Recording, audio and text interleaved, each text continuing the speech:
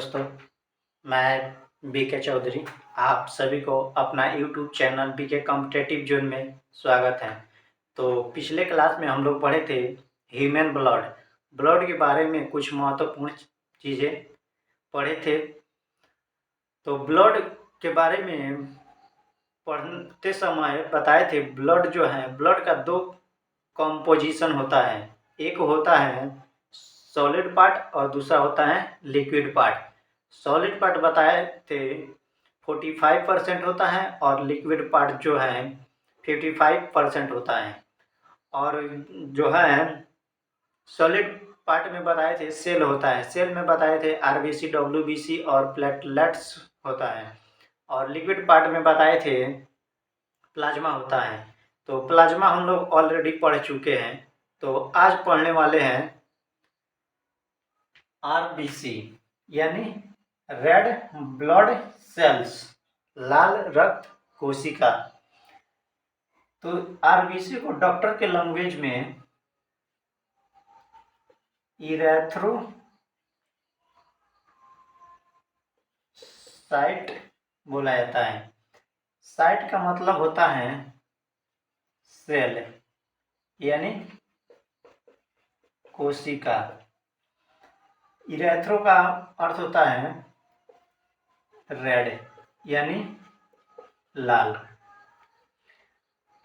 अब सवाल आता है जो आरबीसी जो है, आरबीसी का खोज किसने किया? तो यहाँ पे लिखिएगा आरबीसी का खोज जो है एंटोनी वैन ल्यूवेनहॉक।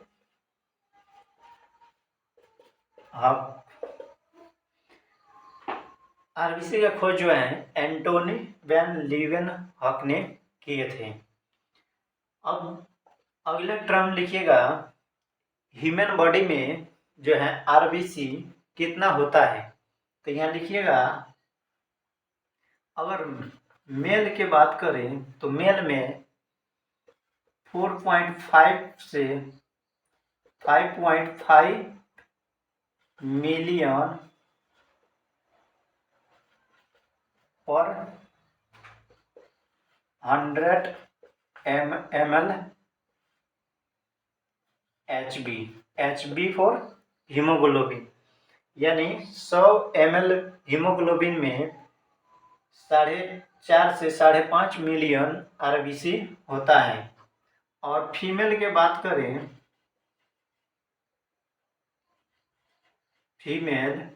तो फीमेल में 4 से 4.5 मिलियन पर 100 ml HB होता है। यही वजह है जो पिछले क्लास में भी बताए थे, मेल में जो है आरबीसी की संख्या ज़्यादा होती है और फीमेल में आरबीसी की मात्रा जो है कम होती है। इसलिए मेल में जो है ब्लड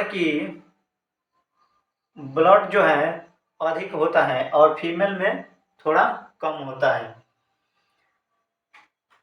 और अगर आरबीसी के क्वांटिटी की बात करें, क्वांटिटी यानी संख्या, तो हम बताए थे आरबीसी जो है मिलियन में होता है। तो यहाँ पे देखिएगा सबसे पहले आरबीसी और इससे छोटा जो है पीएल यानी प्लेटलेट्स होता है और सबसे लास्ट में डब्ल्यूबीसी होता है। यहाँ जो है आरबीसी जो है मिलियन में होता है और प्लेटलेट्स जो है लाख में होता है और डब्ल्यूबीसी जो है 1000 में होता है। अगर यही बात अगर साइज में करें, ये साइज में ये सेल कितना होता है, तो लिखिएगा यहाँ पे साइज यानी आकार। तो क्वांटिटी में जो सेल सबसे बड़ा होता है वह साइज में सबसे छोटा होता है और जो सेल क्वांटिटी में सबसे छोटा होता है वह साइज में सबसे बड़ा होता है। और जो सेल सबसे बड़ा होता है वह साइज में सबसे छोटा होता है। तो यहाँ पे देखिएगा, सबसे छोटा जो है क्वांटिटी में सेल जो है WBC है, तो साइज में ये हो जाएगा सबसे बड़ा, और सेकंड हो जाएगा PL यानी प्लेटलेट्स, उसके बाद हो जाएगा RBC। तो साइज में सबसे छोटा जो है RBC हो जाता है। तो इसलिए RBC को ब्लड के सबसे छोटा सेल कहा जाता है। तो यहाँ पे लिखिएगा, it is smallest blood cell, यानी रुधिर का सबसे छोटा कोशिका। जल्दी से इतना छापिए तो आगे देखा जाए।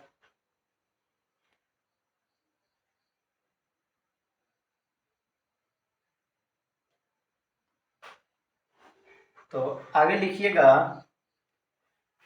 RBC का जो है निर्माण कहाँ होता है। तो RBC जो है ब्लड का ही कंपोनेंट है, इसलिए ब्लड का जहाँ निर्माण होगा वहीं पे RBC का भी निर्माण होगा। तो पिछले क्लास में बताए थे ब्लड का निर्माण जो है बोन मैरो में होता है, तो RBC का भी निर्माण जो है बोन मैरो में भी बोन मैरो में ही होगा। तो यहाँ पे लिखिएगा, फॉर्मेशन ऑफ RBC। RBC का निर्माण जो है बोन मैरो यानी अस्थि मज्जा में होता है। और बोन मैरो जो है इस तरह का बोन होता है, और इसमें जो खोखले पार्ट होता है इसी में ब्लड का निर्माण होता है, और ब्लड का ही कंपोनेंट है RBC। RBC का निर्माण भी इसी में होता है, और WBC और प्लेटलेट्स का निर्माण जो है इसी में होता है। जब इसका निर्माण होता है तो इसका जीवन काल जो होता है कितना दिन का होता है, यानी इसका RBC का लाइफ स्पेन जो है यानी जीवन काल कितना दिन का होता है, तो इसका जीवन काल जो है 120 डेज यानी 120 दिन का इसका जीवन काल होता है। अब जब इसका जीवन काल RBC का जीवन काल समाप्त होता है तो यह मरने के लिए कहाँ जाता है। तो लिखिएगा यहाँ पे, डेड यानी मृत्यु। तो RBC जो है मरने के लिए लीवर, यकृत या स्प्लीन, इसको हिंदी में पलिया या तीली बोला जाता है। RBC का निर्माण जो है बोन मैरो में हुआ, और इसका जीवन काल जो है 120 दिन का होता है। जब इसका जीवन काल समाप्त होता है तो मरने के लिए RBC जो है लीवर या स्प्लीन में पहुंचता है। जब यहाँ पे लीवर जो है, लीवर से अधिक मात्रा में RBC जो है स्प्लीन में मरता है। इस दोनों में जो है RBC यहाँ पे मरता है, इसलिए इसको ग्रेवयार्ड ऑफ आरबीसी बोला जाता है, यानी आरबीसी का कब्रिस्तान इसको बोला जाता है।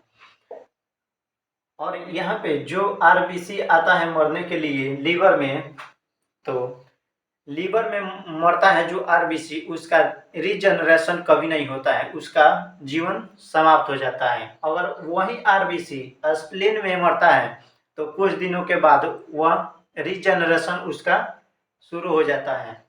तो इसलिए स्प्लीन को ब्लड बैंक ऑफ आरबीसी यानी ब्लड बैंक स्प्लीन को बोला जाता है। अब एक क्वेश्चन आता है, हम लोग जो हैं ऑक्सीजन पर क्यों निर्भर रहते हैं? ऑक्सीजन में क्या होता है? जो ऑक्सीजन हम लोग को जब नहीं मिलता है तो हम लोग मर जाते हैं। तो यहाँ पे देखिएगा, हम लोग भोजन में जो है 3 पार्टिकल खाते हैं। एक होता है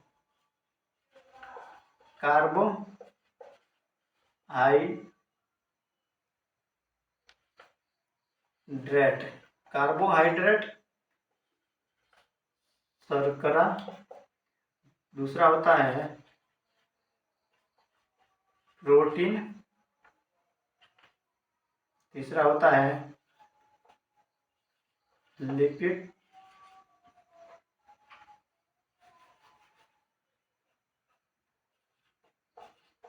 लिपिड्स यानी वसा। ये 3 पार्टिकल हम लोग भोजन में खाते हैं। अब भोजन क्यों खाया जाता है? क्योंकि हमारे बॉडी का एनर्जी मिल सके। तो इतना बड़ा बड़ा पार्टिकल से हमें एनर्जी नहीं मिलता है। तो हमारा एक सिस्टम है डाइजेस्टिव सिस्टम। डाइजेस्टिव सिस्टम जो है इसको ग्लूकोज के फॉर्म में तोड़ता है। ग्लूकोज से भी हमें यहाँ पे एनर्जी नहीं मिलता है। जब ग्लूकोज का ब्रेकडाउन होता है तब जाके एनर्जी हमें मिलता है। तो ग्लूकोज को ब्रेकडाउन करता है कौन?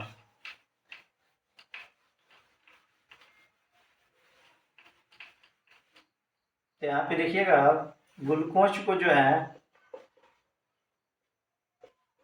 ब्रेकडाउन यहाँ ऑक्सीजन करता है। और अब ये भी क्वेश्चन आता है, ग्लूकोज के पास जो है ऑक्सीजन लेकर आया कौन? तो पिछले क्लास में हम बताए थे, जब हम लोग श्वास लेते हैं तो उसमें ऑक्सीजन नहीं एयर लेते हैं। एयर कहाँ से लेते हैं? नोज से। नोज से होते हुए ऑक्सीजन जो है, एयर जो है विंड पाइप में पहुंचता है, यानी श्वास नली में। श्वास नली से फेफड़ा में पहुंचता है, फेफड़ा से ब्लड में आता है, ब्लड में होता है हीमोग्लोबिन। यह हीमोग्लोबिन जो है ऑक्सीजन को यहाँ पे ग्लूकोज के पास लेकर आता है। जब ग्लूकोज के पास ऑक्सीजन आता है तब ग्लूकोज का ब्रेकडाउन होता है। जब यह टूटता है तो हमें कार्बन डाइऑक्साइड और पानी और एटीपी के रूप में हमें एनर्जी देता है।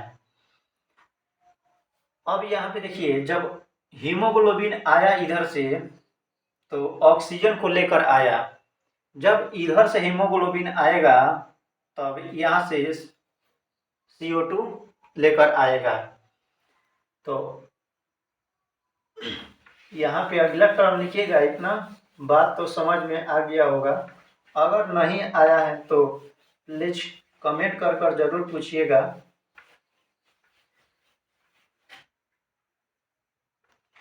अगला टर्म लिखिएगा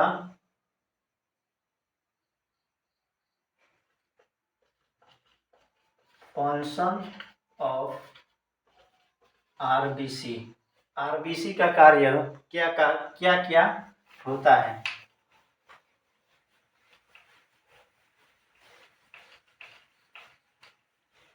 तो आरबीसी का कार्य क्या होता है? ऑक्सीजन को ट्रांसपोर्ट करना या CO2 का ट्रांसपोर्ट करना। जब HB यानी हीमोग्लोबिन के साथ ऑक्सीजन जुड़ता है तब हमें देता है HbO2। HbO2 इसको ऑक्सी हीमोग्लोबिन कहा जाता है। जब हीमोग्लोबिन के साथ ऑक्सीजन कंबाइंड करता है यानी जुड़ता है तब हमें देता है HbO2 और HbO2 को ऑक्सी हीमोग्लोबिन बोला जाता है। तो सेकंड लिखिएगा, जब हीमोग्लोबिन के साथ कार्बन डाइऑक्साइड कंबाइंड करता है तब हमें क्या देता है? तो यहाँ पे जब हीमोग्लोबिन के साथ कार्बन डाइऑक्साइड जुड़ता है तो HbCO2 देता है। इसको कार्बोक्सी हीमोग्लोबिन कहा जाता है। यहाँ पे देखिएगा, जब हीमोग्लोबिन आता है ग्लूकोज के पास तब ऑक्सीजन लेकर आता है, क्योंकि ऑक्सीजन एक ही ऐसा जो गैस है जो ग्लूकोज को ब्रेक डाउन करता है। तो यहाँ से जब हीमोग्लोबिन आता है तो ऑक्सीजन को लेकर आता है और जब इधर से हीमोग्लोबिन आता है तब यहाँ से कार्बन डाइऑक्साइड को लेकर आता है। तो ये रहा आरबीसी का फंक्शन। अब अगला टर्म लिखिएगा, डिजीज ऑफ आरबीसी। आरबीसी से होने वाली बीमारियां। तो अगर हमारे वीडियो अच्छा लगे तो प्लीज़ लाइक, सब्सक्राइब और शेयर करना ना भूलें।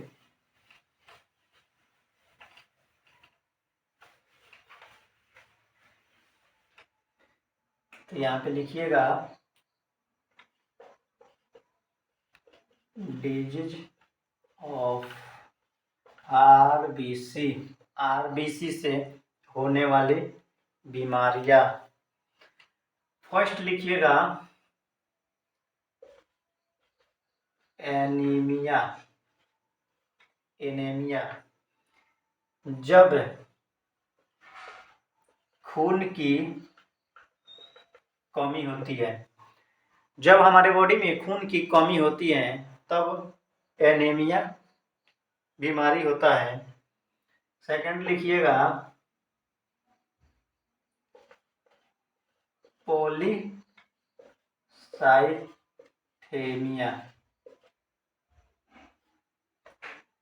यहाँ पे देखिए, जब खून की कमी हुई तो एनीमिया, और वहीं जब खून की मात्रा जब अधिक होती है तब होता है पॉलीसाइथेमिया। इसमें क्या होता है, हमारे त्वचा पर काले रंग की धब्बा पड़ने लगता है। थर्ड लिखिएगा थैलेसीमिया।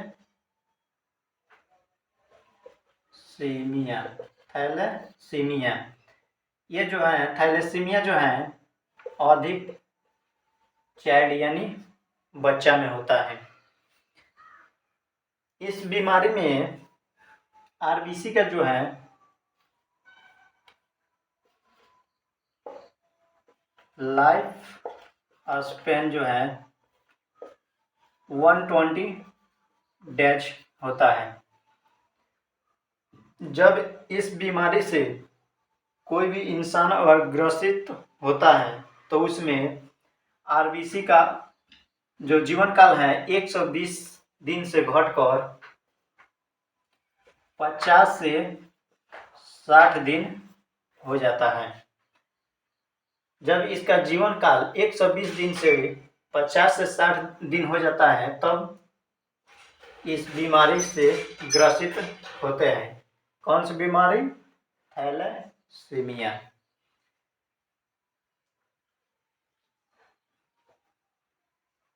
तो हमारा आज का वीडियो कैसा लगा प्लीज कमेंट कर कर ज़रूर बताइएगा, और अच्छा लगा होगा तो लाइक सब्सक्राइब और शेयर करना ना भूलिएगा।